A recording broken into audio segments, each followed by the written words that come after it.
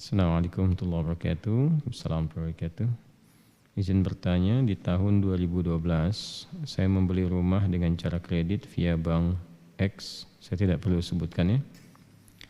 Saat itu saya belum paham dengan transaksi riba. Nah, sekarang cicilan rumah tersebut masih tersisa kurang lebih 6 tahun lagi. Berdosakah jika saya tetap lanjutkan sampai cicilan selesai? Atau saya harus meninggalkan atau menjualnya? Baik. Islam itu bijak, nggak langsung tiba-tiba begini. Ini kan udah 6 tahun katanya, berarti kan berproses nih dalam berjalan ini. Sekarang ditimbang dulu. Kalau hifdzul mal dengan hifdzul nafsi itu kuat mana? Ini ada hifdzul nafsi nih, ini ada hifdzul mal, ya kan? Baik, antara hifdzul nafsi bertemu dengan hifdzul mal, yang paling kuat yang mana? Menjaga jiwa atau menjaga harta? Paling gampangnya gini lah, mencuri itu haram nggak? Apa? Haram ya. Kata orang semua mencuri itu haram kecuali mencuri hati anak bapak mertua dia. Dengan cara yang dibenarkan. Baik, semua mencuri itu haram, nggak boleh. Gimana kalau ada orang lapar, sangat lapar, yang jika dia tidak mengonsumsi sesuatu, resiko kepada jiwanya. Lalu dia lihat ada makanan tuh yang bukan hak dia, diambil itu untuk memenuhi hajat laparnya, sehingga terjaga dari serangan-serangan yang berpotensi menghadirkan kematian. Walaupun kita katakan kematian itu ajal, tapi tetap ada sebabnya kan. Baik, apa hukumnya mengambil barang bukan punya orang lain untuk menjaga nyawa misalnya di situ? Tuh, itu ada detailnya lagi, ada detailnya. Nggak bisa langsung disampaikan boleh, ntar berapa juta orang ntar pada mencuri itu. Ya nggak bisa begitu, ada turunannya lagi. Itu pernah kejadian di masa Umar bin Khattab. Ya, saking terpaksanya dia mencuri, mengambil buah atau makanan tertentu, dan ketika akan dikisos disampaikan kisahnya, dimaafkan, ma'dzur. Ya, malah balik mengevaluasi, nangis itu. Ini luar biasa nih presiden nangis kan. Takut dihisab sama Allah karena ada satu rakyatnya yang kelaparan. Saking takutnya gitu. Ya, sampai kan terkenal kalimat Umar itu, kalaupun ada kambing di satu wilayah terpencil di bagian kekuasaan yang aku pegang, kemudian kakinya terpeleset aku nggak tahu, itu diistighfarin sama Umar. Karena khawatir ketika kambing itu mati, nggak bisa dikonsumsi sama yang punyanya dan menjadikan dia kelaparan. Itu sampai ke situ mikirnya.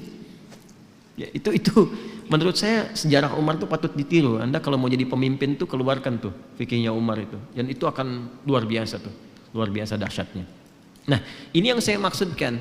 Kenapa saya ilustrasikan itu dulu untuk menarik ke sini. Anda kalau berhenti di sini saat ini, masuk kategori darurat nggak gitu? Ya, kalau diputus nih, putus misalnya, dah selesai. Itu mengganggu kebutuhan primer yang sedang berjalan nggak selama ini? Yang menunjang aspek berkehidupan.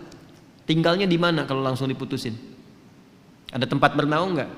Nggak boleh ujuk-ujuk begini, tinggalin tuh. Tiba-tiba nanti nggak ada penopang sementara waktu pada saat itu yang disiapkan dan menjadikan kemudian lebih sulit dari sebelumnya sehingga mengganggu keberhidupan. Ini konstruksi ini nggak disampaikan sama beberapa penceramah yang menyampaikan dengan jawaban dari pertanyaan serupa.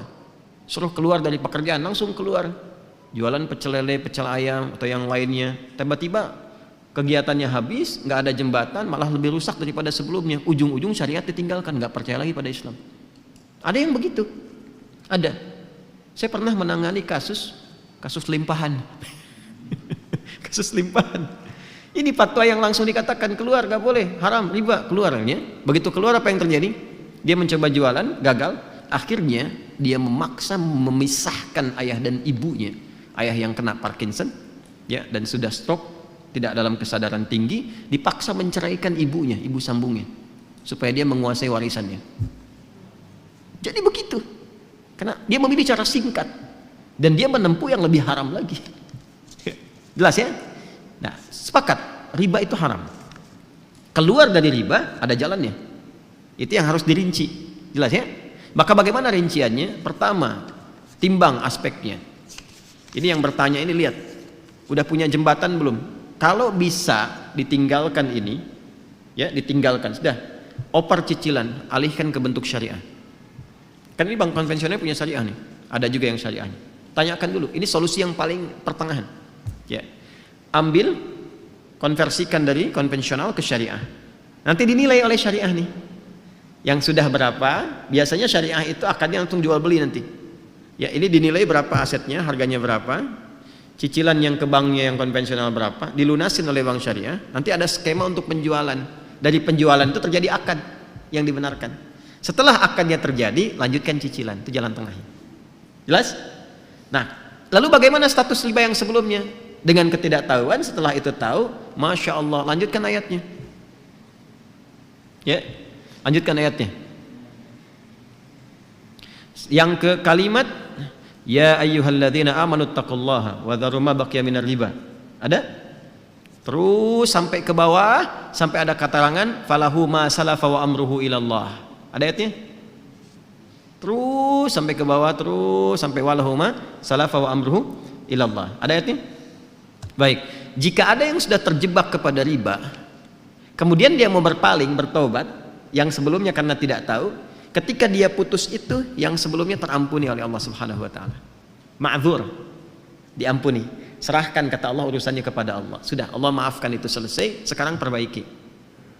Nah, kalau mampu dilakukan itu, konversikan dari konvensional ke syariah, plus dari syariah nanti dinilai, teruskan cicilannya. Kalau susah, tidak ada dan sebagainya, lihat dulu nih, lihat dulu. Ini kalau pindah, dilepas, pindahnya kemana? Jangan sampai terjadi tiba-tiba rumah dijual, nggak ada tempat bernaung, setelah itu meminta-minta, atau menyulitkan kolega sekitaran. Ada ibu kedatangan kita misalnya dengan keluarga, ada adik numpang tinggal tapi bawa rombongan dengan 6 anggota plus ART-nya misalnya kan. Nah, jadi agak repot di situ.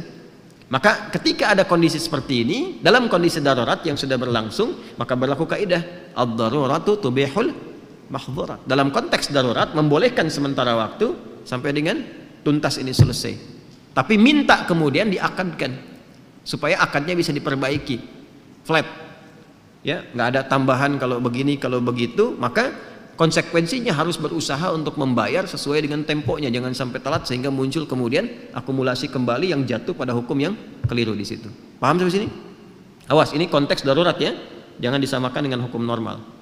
Kalau bisa kemudian kita dapat alternatif, saya pengen keluar dari sini, betul-betul keluar. Oke, saya mau beli rumah kecil aja, sementara, atau rumah dengan standar yang sama di tempat yang agak berbeda. Ya, yang nilainya bisa lebih murah untuk dibeli, tapi keadaan rumahnya nyaman serupa gitu.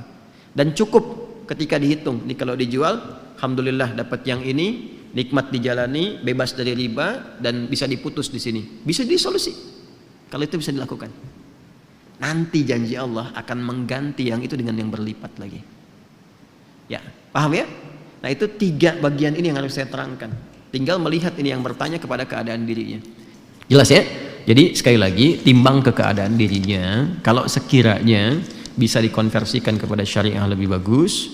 Kalau sifatnya kemudian darurat, maka diselesaikan apa yang harus menjadi kewajibannya ini, sambil banyak beristighfar kepada Allah Subhanahu wa taala dan mohon solusi kepada Allah ya, dari sambil proses berjalan, sehingga diberikan naungan-naungan pijakan yang kuat untuk segera meninggalkan itu.